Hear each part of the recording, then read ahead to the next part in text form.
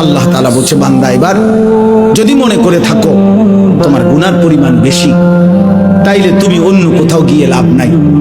আমি আল্লাহ তোমাকে আশ্বস্ত করতে চাই, গুনাহ যদি তোমার আসমান পরিমাণ হয়, গুনাহ যদি তোমার সমুদ্রের ফেনা পরিমাণ হয়, গুনাহ যদি তোমার হিমালয় পর্বত ছুঁয়ে যায়, গুনাহ যদি তোমার এই জমিনের বালুকণা পরিমাণও হয়, তুমি অন্যদিকে যাইও না।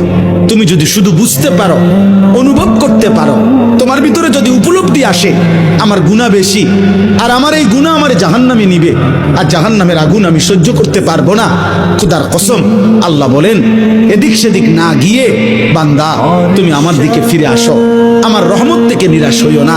আমি ওয়াদা করলাম, আমি আল্লাহ এক সাগর নয়, আমি হাজার সাগর, এক পৃথিবী নয়, আমি আসমান ছোঁয়া গুনাহ একবারে একসাথে মাফ করে দেব। তুমি আমার কাছে আসো।